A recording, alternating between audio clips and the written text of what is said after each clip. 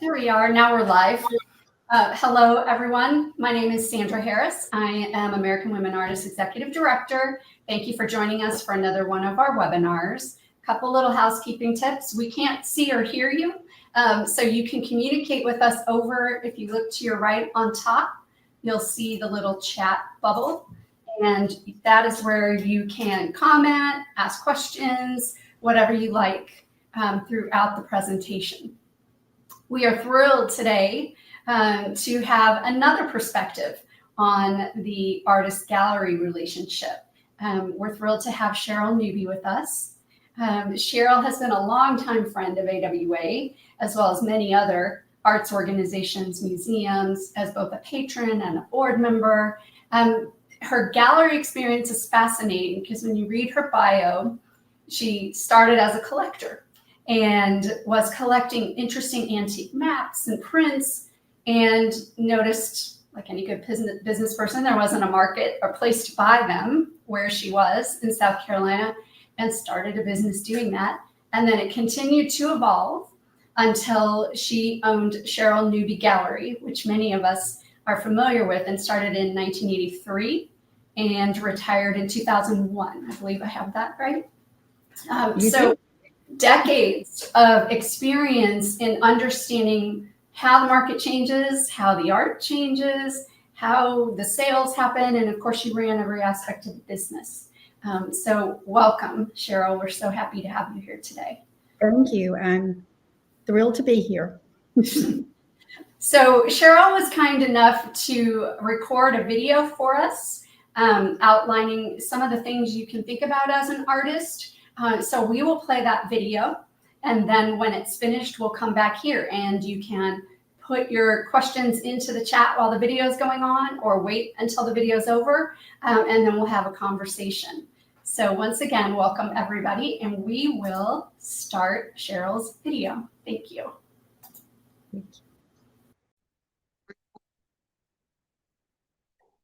Hi, I'm Cheryl Newby, and I'm a recently retired gallery owner of 38 years. My husband and I were collectors for a number of years before I ever became an art dealer. Today, I'd like to share some thoughts and some experiences and maybe a little advice with you on a topic that I think is paramount to most artists seeking to make art their profession. It's the gallery-artist relationship. I speak to you from a gallery owner's perspective. I'm not an artist, but I have learned a lot from my artists throughout the years. I've represented artists from North Carolina, South Carolina, Georgia, Florida, Virginia, New York, Massachusetts, Pennsylvania, Wyoming, California. My gallery was on the coast of South Carolina, about 60 miles north of Charleston, and about 27 miles south of Myrtle Beach, in the arrogantly shabby resort town of Pawleys Island, South Carolina, sometimes referred to as the Martha's Vineyard of the South. This is also where the largest outdoor sculpture garden is located in the United States, Brookgreen Gardens. You should come and visit. I'm going to be speaking about 20 minutes, but as I do, please make notes of any questions that come to mind and type them in or type them into the chat. And we will attempt to answer your questions after my talk. Please keep in mind that the advice I give you is based on my personal experiences and my observations during my career in the art world, and that nothing is set in stone. Galleries and artists choose to do things differently, and the circumstances must always be taken into account when you make those decisions or sign with galleries. Just remember, though, that communication is the key to success. So, question one, do you really need a gallery? It depends on your goals, I believe. I have a hunch that if you are a member of the AWA, you're already very serious about your work. And it's not just a weekend hobby. So, what are your goals? I'm guessing you're already a professional artist or aspiring to be a professional artist. And it has been my experience over 38 years of working with artists that what they like to do or prefer to do regularly, if not every day, is to paint, sculpt, or make their art in whichever medium they choose. And they are not desirous of taking care of all of the mundane things related to the business of art. So I have some questions for you if you are pursuing a gallery relationship. So here they are. How much experience do you have in merchandising and in marketing fine art? Can you sing your praises like a gallerist can without sounding egotistical or pompous? How much experience do you have with social media? How much experience do you have with bookkeeping and record keeping? Are you camera and tech savvy? This is really a must in today's art world. Are you set up to create invoices and to keep up with state and local taxes? How much experience do you have with packaging and shipping and transportation? Are you set up with a credit card company so that they can accept payments? You can accept payments on the phone or online. How about insurance? Not just regular insurance, but art insurance. Do you have a professional looking website that can compete with other artists and other galleries? And do you have the ability to make updates to that website as your inventory changes? Have you ever had a show of your own work? Had professional looking invitations designed and printed and mailed out? Have you created a show catalog and sent out announcements and email and online announcements? And have you hosted an opening night exhibition reception? Do you have a large database of potential customers? And last but not least, do you have someone to answer the phone and field questions while you are in your studio creating your work? Remember, if someone is calling, they're usually pretty serious, they're pretty interested. And that interest, though, does not always wait for the callback. They may continue to look and find another painting or sculpture online or at a gallery before you're able to get back with them. So, do you honestly believe that you have time to coordinate all these necessary activities that go along with the business of art while you are at the same time creating your art? It sort of drills down to that quality of life question, doesn't it? This is the business of art, and art is a big business in this country. And you can make a very good income and career, have a great career if you team up with the right gallery or galleries. Yes, you will have to pay the gallery for their work, customarily 50%, but you'll be happy when it all starts to come together and the checks begin arriving. Remember, gallery representation is affirming. Gallery representation is more professional. So you say your goal is to become a widely known and collected artist and hopefully make some money at the same time. You have a strong drive and you love what you do enough to make a commitment. So I think you are going to need a gallery.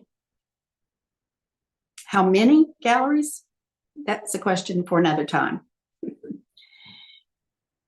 So question number 2 is, how do you choose a gallery?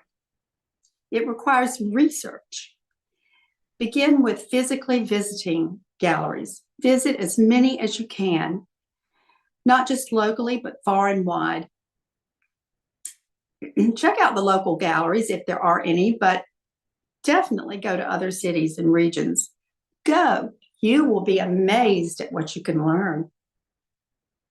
And you'll come away with a very good idea of what you like and what you do not like. This is what I did before I opened my first gallery.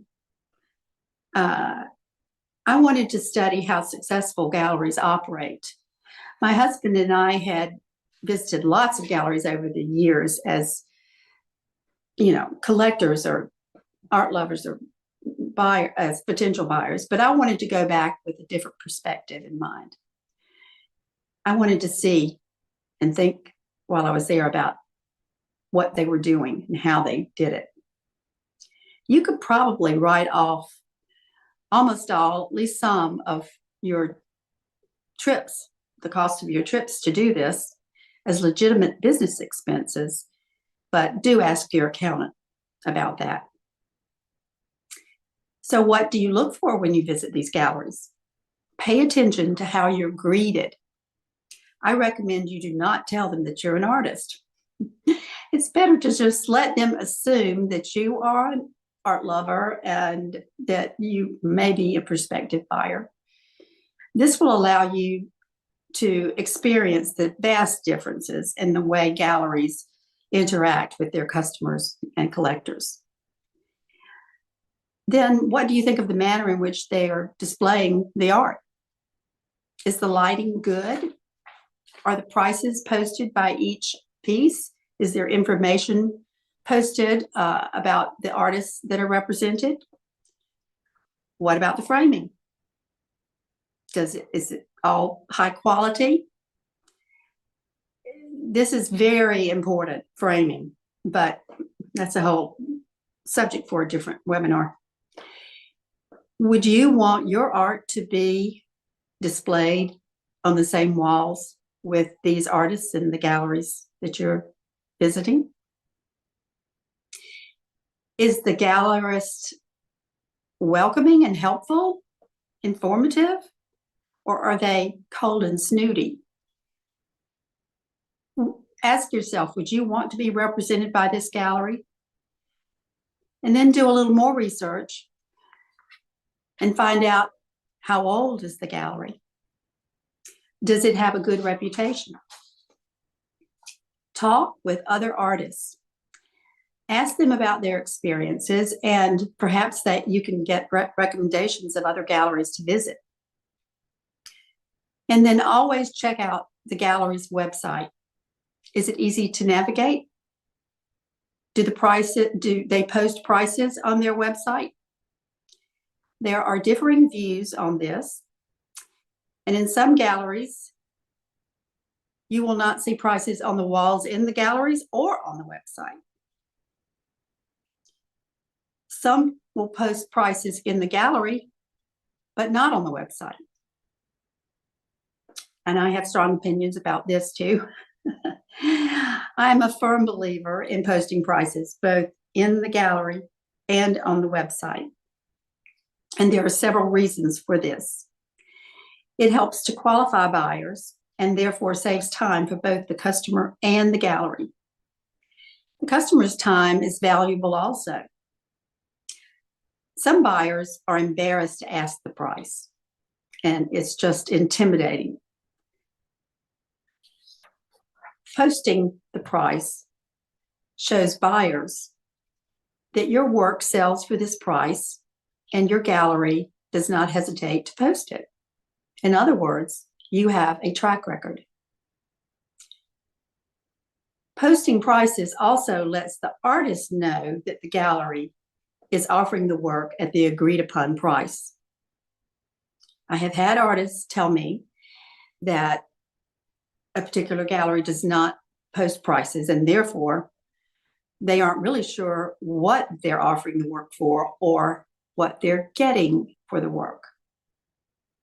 An artist should never have to wonder about this. Another good thing to think about is the gallery seasonal? This can be very important because it helps you plan. You will know if you need to send more work in the summer, in their busy season, if their busy season is the summer or the winter or the fall. And one gallery may be a better source of income during the winter, whereas another will be stronger during the summer. This is a good reason to have galleries in different regions. Question number 3 is, how do you approach a gallery? Never ever cold call on a gallery. I can't count the number of times that I have had an artist walk through the door with at least 2 frame paintings in tow and more in the trunk, asking or telling me that they would like for me to look at their work. This is not the way to get into a gallery. Galleries just don't have time to do it this way. On most galleries' websites, you will see that they have an area where they let artists know how to submit work and if they are receiving or if they are accepting artists' work for review. If they are, the gallery will normally tell you how to send the images. But I do recommend that you do not send unexpected emails with the big files. It's always best to call ahead and let them know that you're interested and that you visited their gallery and their website and you think your work might be a good fit. And, you know, they may have a particular way they want you to send the images, or they may just say, I'm sorry, we're not currently seeking new artists. If the gallery you are interested in is accepting applications, call and make an appointment to meet with the gallery owner or director, because you need to have a very clear understanding of how the gallery operates. When you sit down to talk with the gallery owner or director, you will begin to get a feeling for how well you communicate with that gallery, and communication is everything. You need to know what the gallery's goals are, what the gallery expects from their artists, and then you need to discuss how they make their commission and what they can do for you. It's a marriage, and I know of no better way to describe this relationship, because just like a marriage, it's based upon mutual respect and trust. You're in a relationship with each other and for each other, and you both want to sell art. Trust me. It's a symbiotic relationship. Question number 4. What you should ask the gallery before you sign. Just remember, a written contract between the artist and the gallery is a must. Never put your work in a gallery without having a written contract signed. In the event of a dispute between you and the gallery, there will be no way to determine or prove what you agreed to if there's no written contract. Be sure that everything that you think is necessary from your point of view is covered in that document. Take a few days. Do not do it on the spur of the moment, and perhaps even take it to your attorney and go over it with him or her before signing. So next question, what's the commission split?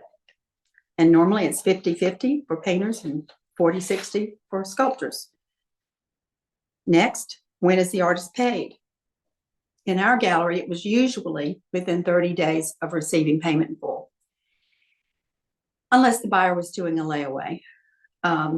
And by the way, in our gallery, the amount the artist was paid would be determined by whether the customer used a credit card or not. And so usually if they used a Visa, it's around 1.75% charge. And if it's American Express, it's around 3%. So that percentage would be subtracted from the amount of the sale, and then the balance would be split between the gallery and the artist. And then your check goes out. The gallery is responsible for collecting and paying all sales taxes. And I just think it's a good idea to have in your contract how long it will be before you're paid. So ours was normally within 30 days of being paid in full. And remember, I say this because, believe it or not, there were occasions when a customer would call back after a week or 2 weeks and say, we've decided we just don't like this painting. And in this case, we would say, okay, you may send the painting back at your expense, and we will give you a gallery credit for the amount of painting. And then the artist's painting would be returned to inventory and updated on the website, where the gallery will change the status from sold to available again. Next question, does the gallery give discounts? And if so, how much? Our gallery normally did not give discounts as a rule. However, often galleries must give a discount, let's say to an interior designer who should make some money off the sale. Usually, artists will also give discounts to their big collectors, and that's pretty common. I believe that it's a good idea to have an understanding with the gallery in the contract that the gallery may not give a discount in excess of, say, 10% without the permission of the artist. This allows the gallery to, if they need to give a small discount, it may be 2% or 5% or whatever, it allows them to do that without having to stop negotiations and call the artist.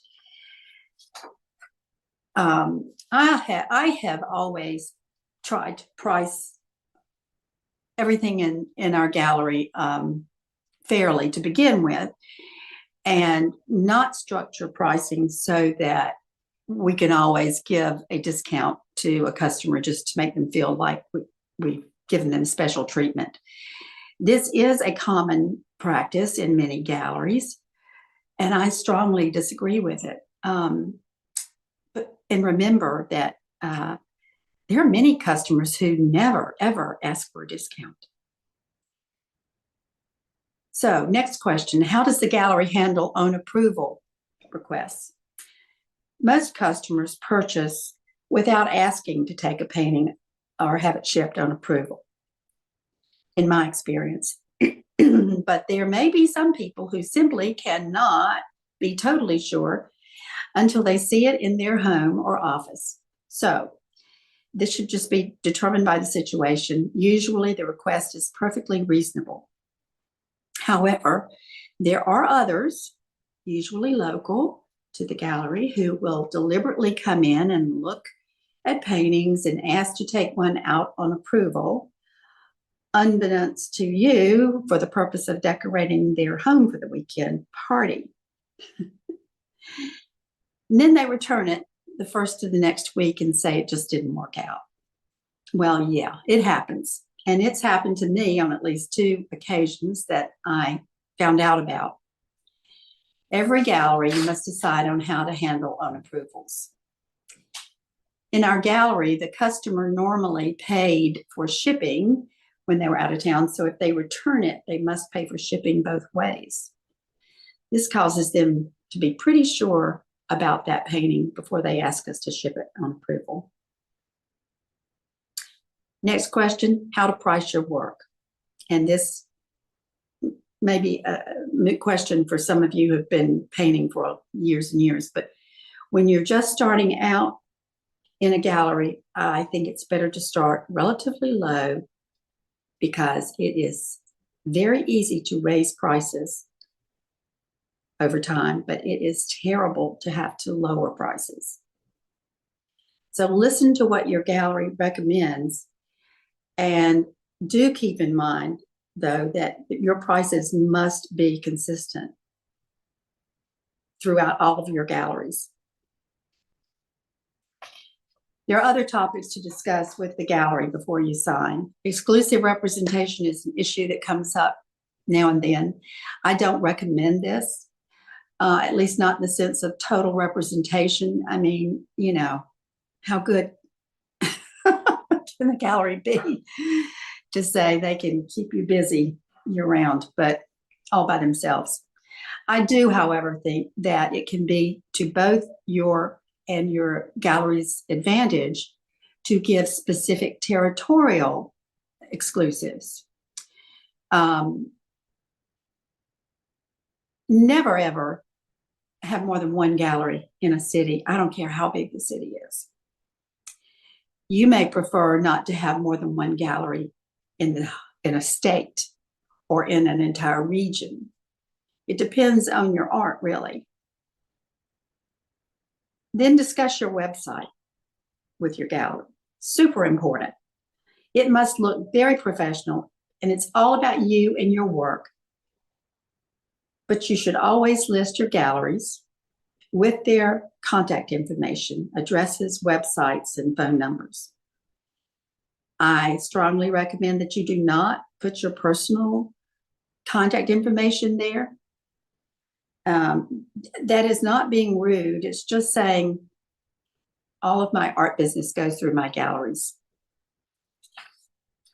Make sure the gallery knows about your website and that you agree to have them listed and with their contact information on your website. Next question, how long should a gallery have to sell your work? I think that you should expect to allow a gallery to have your work on consignment for a minimum of 4 to 6 months at a time, and plan to rotate it between galleries to help keep offerings fresh. Once the artwork is at the gallery, do not call them and say, hey, I need you to send that piece back because I think I have another sale for it. I have a sale for it at another gallery. This can happen when a customer sees your work at one gallery's website but prefers to buy it from another gallery who represents you also. Gallery 1 may have already, probably has already spent their time, their money on inventorying, hanging, posting on their website, and possibly committing to print advertising to sell your piece. So it must be given time to reap the rewards. If you're concerned that your work is languishing at a gallery too long, it's a good idea to have an understanding ahead of time with the gallery that if a piece doesn't sell during a specified time, usually about 6 months, I'd say, you may request to have them return it to you, or you may pick it up. Let them know that you'll be bringing some fresh work to take the place of what they're sending back. This process is helpful to both you and the gallery in that it allows it to be seen by fresh eyes and promotes sales that way. And it also frees up wall space on the gallery's wall. Which brings to mind another subject that you need to discuss, because these days shipping is pretty expensive. So shipping costs, it depends on your situation, especially if you are hundreds and hundreds of miles away from your gallery. Normally, the artist assumes the cost of getting the artwork to the gallery, and the gallery assumes the cost of returning the artwork when it is not sold to the artist, unless the artist prefers to pick it up. It depends on your situation and your location. And then another question, what to do when a collector contacts you directly. If you have made a commitment to a gallery, I strongly recommend that you honor it. Circumstances dictate how you could handle this situation, but when a customer contacts you directly and says something like, I've seen your work in so-and-so gallery and would like to buy some, or I'd like to buy a piece. May I buy it from you? You obviously would direct them to that gallery. And if a customer contacts you and says, I've seen your work on the internet and I may be interested in buying a couple of pieces, may I buy some? You would say, on which website did you see it? And then you may just have to explain that all of your work is sold through your galleries. And usually people understand. You may ask the caller their location and then direct them to the gallery that is the closest to them geographically. Another situation has a tendency to arise sometimes when you're dealing with friends. It may be that they have yet to own a piece of your work, even though you've been friends for years. But now, since your work is in a gallery, can't they still purchase from you directly and not have to pay what the galleries charge? Oh dear, how to handle this. So I strongly recommend that you honor your gallery agreement. And I also suggest that you should discuss hypothetical events like this with your gallery ahead of time. These types of conversations really do help solidify the gallery-artist relationship. You know how the gallery would handle it, and they know how the artist is going to handle it. I can say that on several occasions through my career that I've had artists call to tell me that someone had contacted them about purchasing directly and asked if they could buy from them. And their answer was always, yes, but it will have to go through my gallery. And then that artist would give me the name of the person that called and their contact information, and so that we could follow up.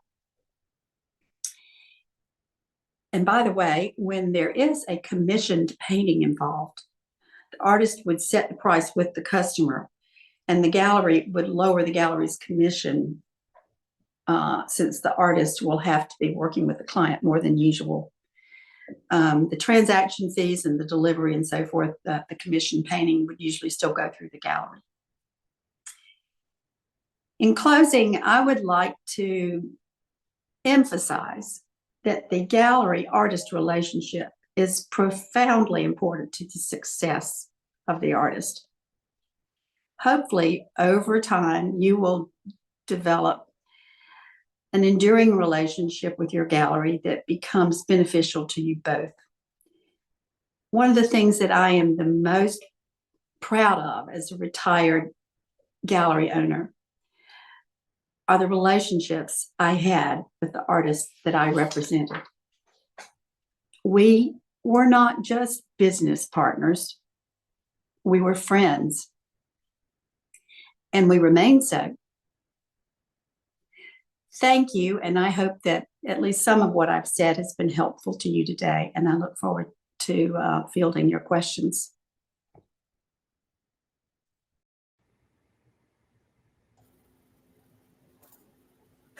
Great, and we're back live. So everyone, you can put questions in the chat if you like. Thank you, Cheryl. That was wonderful. I took a lot of notes. Yeah. And even though I worked in a gallery way back in a former life, it's so interesting to hear another perspective on how yours operated. So I hope others will ask some questions, but until they do, I'm going to kick it off, if that's okay. I wanted to focus on your first section about, do I need a gallery? And the sticking point that I hear repeatedly, particularly if somebody's not worked with galleries before, is the 50% commission. And not, even though you did a wonderful job of outlining all of the things that a gallery does, I think I still hear artists feel like it's too much, that they can do it themselves and keep that 50%. Could you expand a little bit about when you were in the gallery and say, you know, whatever your average number of artists were, how much time, and, you know, I'm not sure if you had other people helping or what that model really looked like, that the gallery was putting expenditures out, time out to manage these things. Can you expand on that a little bit? Because I get that question a lot. Yeah. Well, I think that question gets asked because I don't believe that the artists are aware of the gallery expenses. And so, you know, I mean, there's rent, there is salaries, and I usually had at least one person besides myself, at least, sometimes two. So rent, salaries, light bill, Right.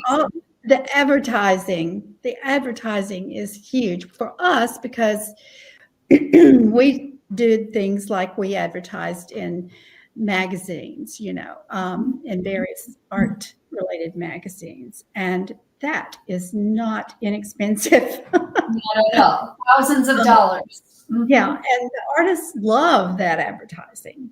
And, you know, because they go, most of these magazines are all across the country, and some of them are regional, and they love those magazines. But I'll guarantee you, they're not happy to pay for them, and most of them do not. Most do not, and cannot. But it helps grow the audience and their recognition tremendously. So we have to work with, you know, framers. We have to work with the customers one-on-one. I mean, and there is the big sticky point. And I firmly believe that an artist cannot talk about how wonderful they are. I mean, you know, it's uncomfortable. And what is the customer thinking about this person that's standing here telling me that they studied here, they studied there? Okay, great. But, you know, it's just a whole different animal when you're trying to tell someone how great you are. And I can't feel like anybody, well, I do know one person, or one or two that I don't have a problem doing that. Yeah. But anyway, there are just so many expenses that, insurance is a huge expense. I was going to mention insurance. Fine art insurance is skyrocketing. It is unbelievable. And don't think that it's okay to skirt it or not have it, because it's not. And I recommend, you know, going through somebody like Huntington Block. So that's who I used for many, many years, because they understand what happens with art when it's being transported. And they know, you know, when something is packed correctly or not. So that's another issue, but insurance is a huge thing. So, you know, just keeping the lights on and having all these walls that, you know, we fill on a daily basis and move things around. I mean, how in the world can an artist do all that needs to be done with the business of art and really be successful not having a gallery. I don't know many. I don't know, it depends on, like, maybe if you are very, very successful in your galleries and you get to a point where you don't want, I know someone like this, where you just don't want to paint that much anymore. I mean, you're 50 plus or whatever, 60 plus, and you think it's time that I don't have to, do it if I don't want to. I mean, you could possibly do that, but it's sort of not a very good way to exit. So I don't know. I just don't think they realized how expensive these things are and how important they are. The marketing, even though I know that everybody goes through the internet and looks at things, trust me, the magazines are still seriously important. They are.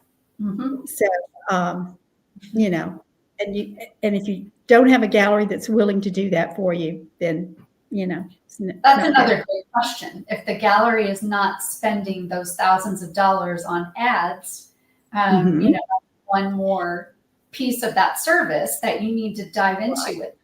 Mm-hmm. Absolutely. You need to talk with them before you sign with them and say, what type of advertising do you do? And do you, do this, do that, and know and expect that they're going to do that. Also, you need to ask them if they can guarantee that you will have at least one show every how often, or at least with one or more artists, you'll be featured regularly and things like that, because that is really important. Don't hesitate to stand up for yourself and ask the questions, the hard questions, because this is your livelihood and this is your career. And most galleries understand that. Mm-hmm. And if they hesitate or skirt the issue or won't give you a direct answer, that's a red flag, in my opinion. That's a red flag. That absolutely.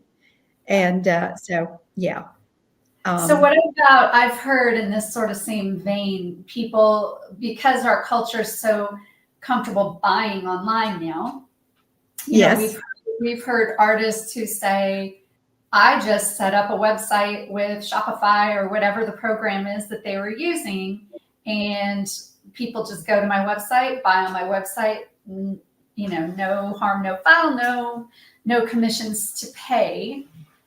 What's your opinion on, does that have a role? Because when you spoke, it was very much, if somebody contacted, and this was how it was when I was in the gallery, if somebody contacted the artist directs them to the gallery. That's where all the sales happen. Did you see that changing, the last few years before you retired? Were you seeing any artists who also wanted to sell directly and balked at that? Or did you not experience that so much? Because I see a lot of artists say, well, I can just sell online. I did not experience that very much. Mm-hmm.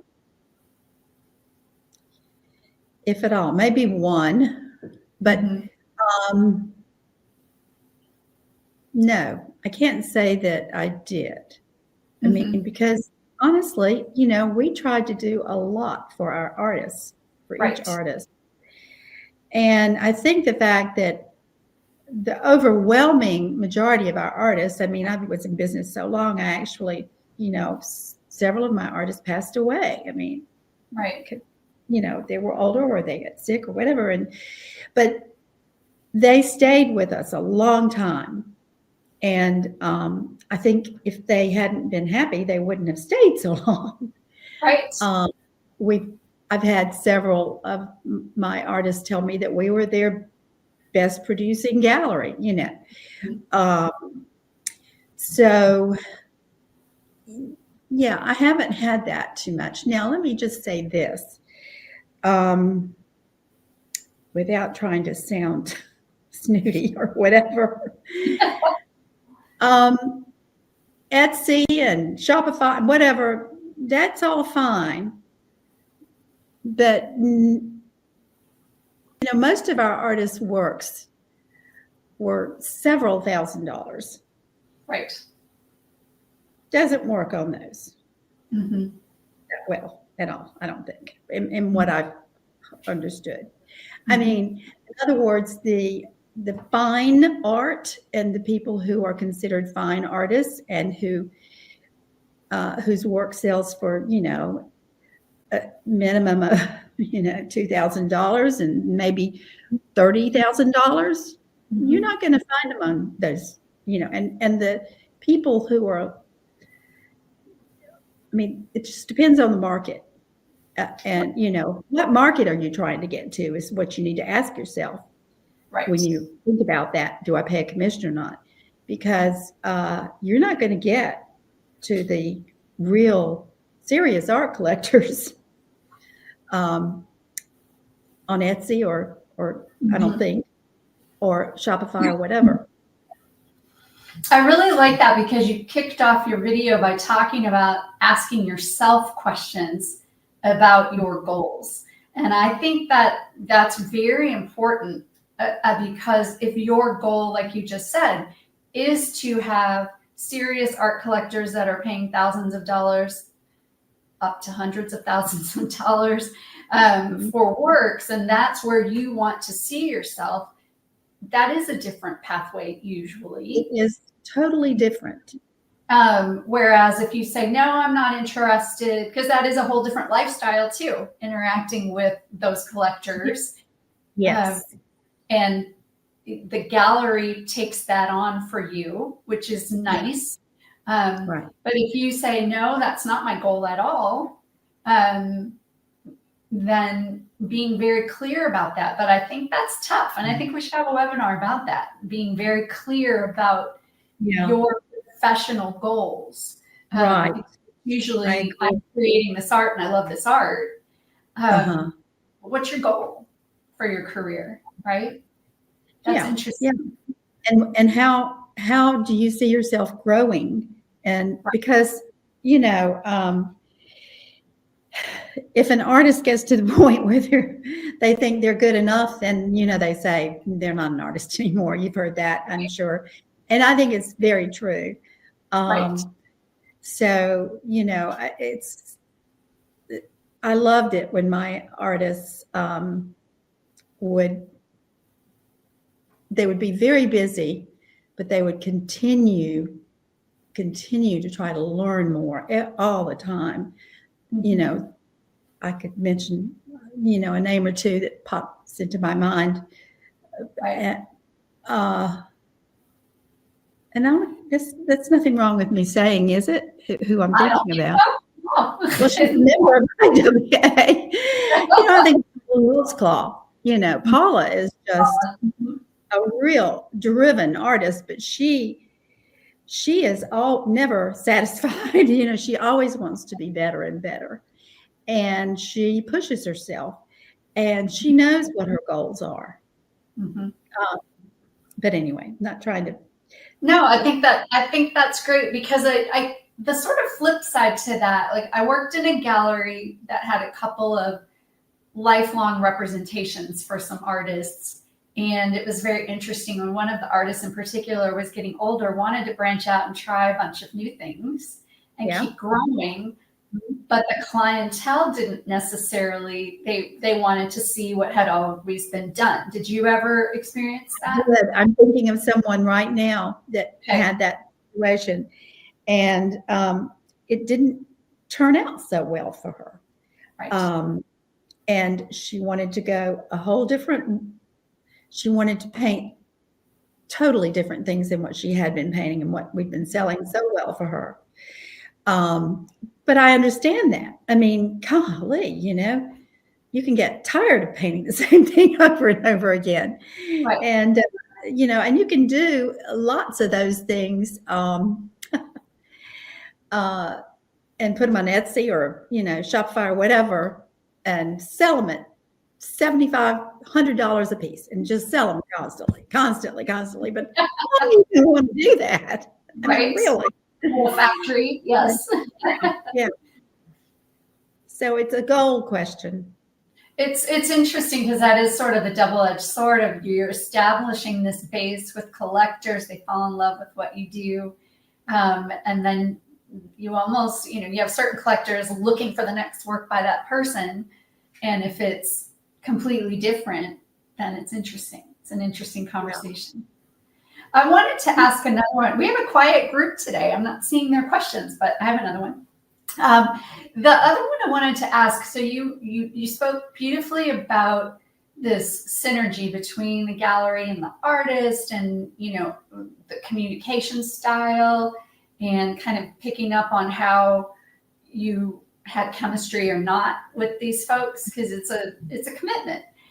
I'm just curious, did you ever turn away an artist who had great work because you weren't interested, you just didn't feel like either they weren't going to be able to do what you needed to do as a business owner, or you just didn't?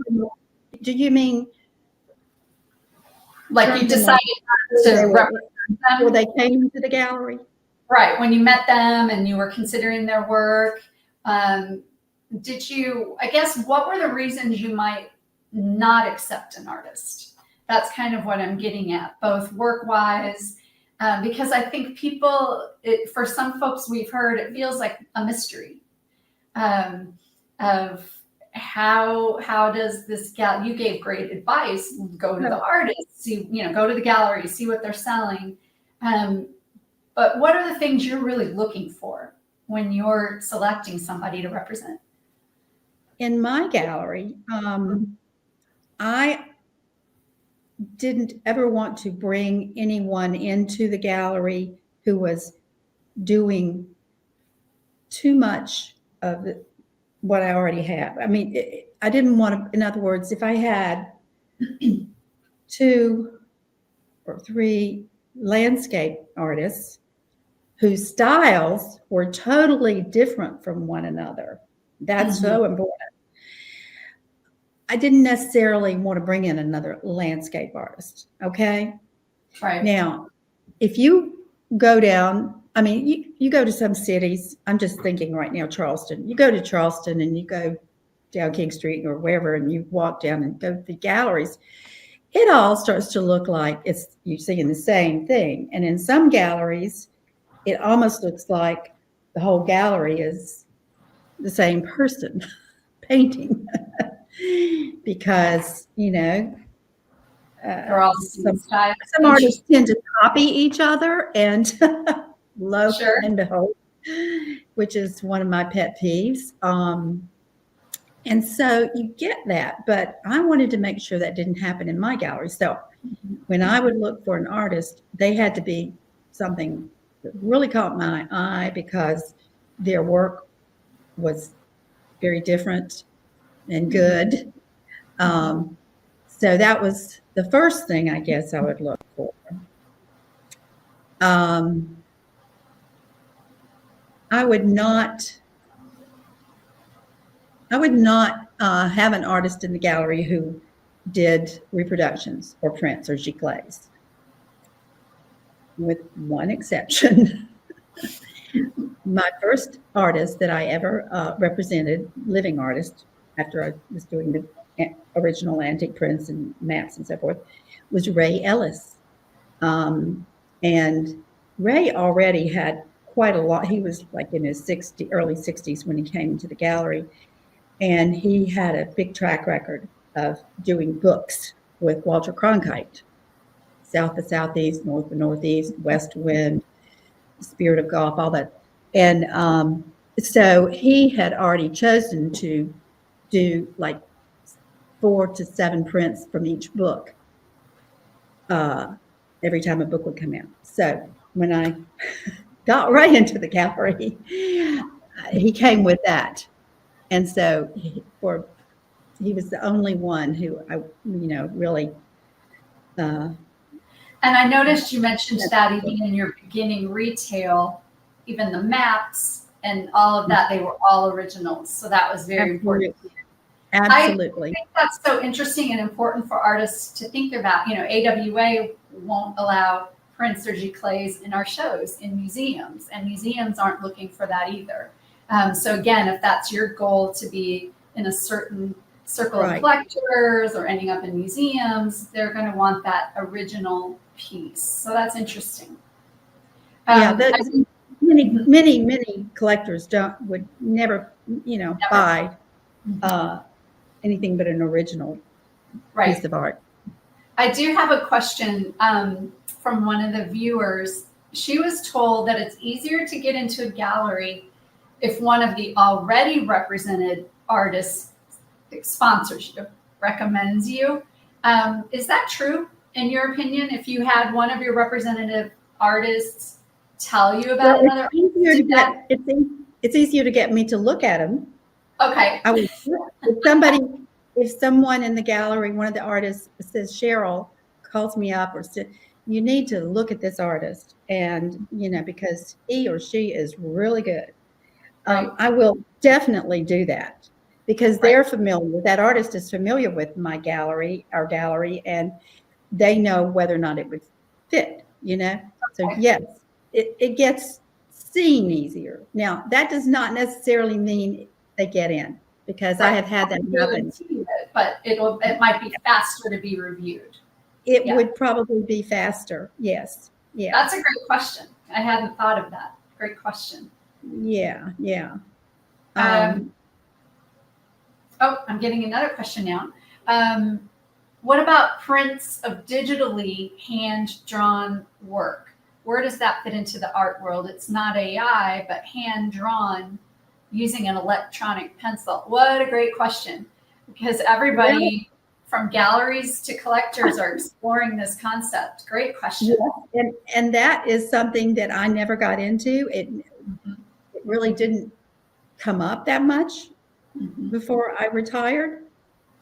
So I can't speak to that so much. But in general, people sometimes have a hard time distinguishing a print from an original.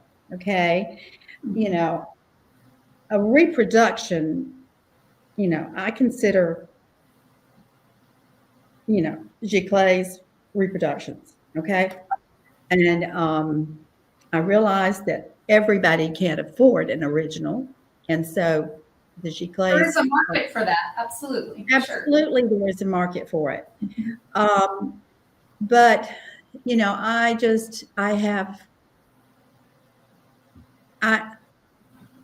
I just don't go there. Yeah.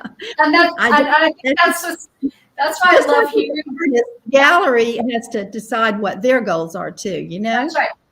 Well, and to answer the question, obviously you would want to look at contemporary galleries. There are contemporary galleries.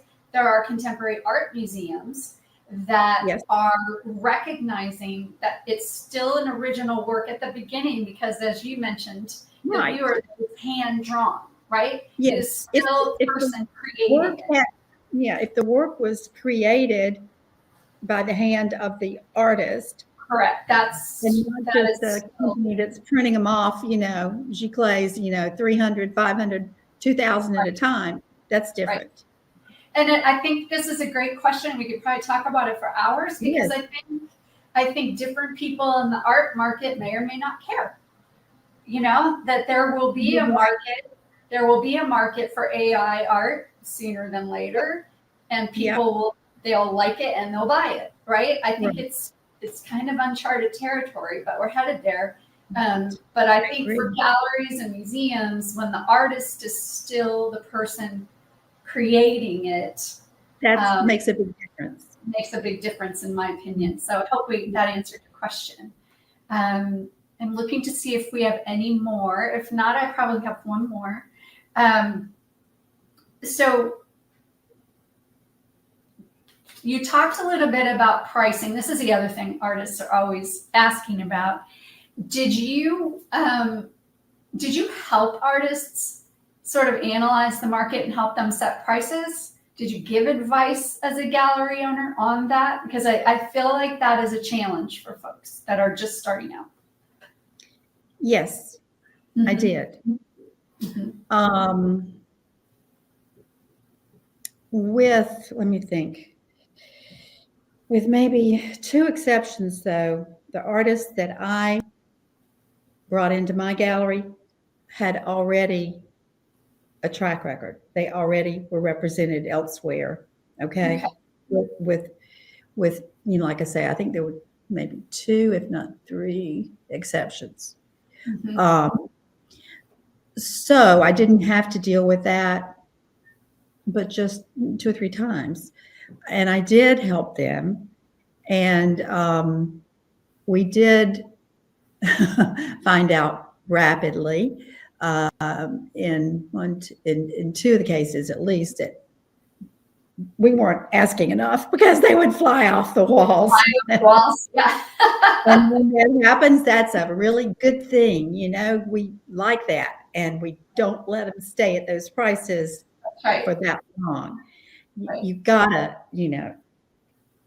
I mean, the artist can only produce so many at a time. So, yeah. And as you mentioned, you can go up, but it's really bad form to go down. So that's It's horrible. It's horrible. Yeah. I mean, it reflects, to me, I think it reflects on the gallery as well as the artist's work. Right. It's hard to justify that. Yeah. Yeah. So don't start too high, but if your gallery, it is very difficult to know how to price sometimes, but yes, But I think gallerists have a real sense of that, especially in the market where they are. So I think that's great advice to work with your gallerist on that. Absolutely. If you could give, when you were, sorry, considering people, and you were looking, you mentioned that their art was different than what you had been handling. Obviously, it's going to be in a price point that you're comfortable with. And I'm assuming you mentioned website. Did you go straight to that artist's website and look at it? Is that like a well, in one case, the artist did not have a website. In one case, this was a number of years ago. One person I'm thinking about. In fact, she is deceased now. But she passed away at like 56 with cancer. It was terrible. But anyway, she did not have a website, but Lord knows when we represented her, her work flew off the walls, and we kept, raising it over the years. And so that's a really interesting commentary that somebody was still able to be very successful in a gallery without a website. Yes. But that was quite a while ago, though. It was probably, I don't know, 15 years ago. Yeah. And then let me just think of it. Because I've some of our artists, websites, artists just didn't used to do well. Yeah. Would you ever turn somebody away if their website was just not professional, or would you absolutely offer them the advice to? If someone has been selling on the World Wide Web or I don't know, I won't use a particular site, and I think that it has not been professional, I would steer clear of them, to tell you the truth. Yeah. So your online presence does matter, is the moral of the story. Yeah. It does matter, yes. And I'll tell you, you should always aim for quality, not quantity. I would agree. When you're starting out. And your online website, your website does matter. And social media, how you present it, what you choose. So I think that's an area of education we can expand on, is helping people, again, defining your goals, because that will reflect what kind of website, what kind of social media you do. Yeah, the goal question is very important. Yeah. Number one, what do you want from your career, from your art career? I think that's really important. So if I don't have any last ones, my last one for you will be, what do you miss having been in the gallery world for so long, or were you just so ready to retire that you were, what part of it do you miss? I miss the artists. Sure. That's one of the main things, because like I said, I had very good relationships with my artists. I can only think of maybe one or two that, through the years that had a problem with. And, I miss the artist, yes. But, just not long ago, one of my artists came and stayed over, with her husband here with us over the weekend. And I talked to several of the artists just pretty regularly, or I email or text or whatever. That's great. So yeah, it's, that's the thing I miss the most. And I also miss some of the, long time customers, collectors who would always, we're in a resort area, and every time they come to their beach house or whatever, they always pop in, and they would know that I didn't expect them to purchase something every time they came, but they'd come to visit, and a lot of people became really good friends. So I've got a lot that I can still have with me from those days. I think that's so much about the longevity of a gallery, which was one of your questions to ask. Yes, there are fantastic new galleries, but galleries that have been doing it for a while and have the space, understand the market and how it has changed, that says a lot. So you know what? That word space, that's another thing. The gallery, I've always felt that, my gallery was only like 1,800 square feet. Okay. So you have a limited amount of wall space. Right. And so you have to be very careful with picking your artists. Yes. So, and I was one that never liked stacking things, one on top of the other. I like to give each piece their space, so that nobody has to have anything infringing in their peripheral vision, and they can concentrate on that one. So, that's something that helped me, I think, a lot. People appreciated that. Yeah, I would agree. Well, Cheryl, I can't thank you enough. Your experience is so beneficial to share with everybody. And I hope you enjoyed it. Yeah, it was fantastic. So we'll have a recording of this. We'll put it on YouTube. We'll send it out to everybody who registered. We're getting thank yous in the chat. But thank you so much. You've been such a great friend, you and Fred, to AWA for years. And we appreciate that. Yes. You're welcome, everybody who's saying thank you. I've enjoyed it. Okay. Take care, everyone. We'll see you next time. Bye-bye.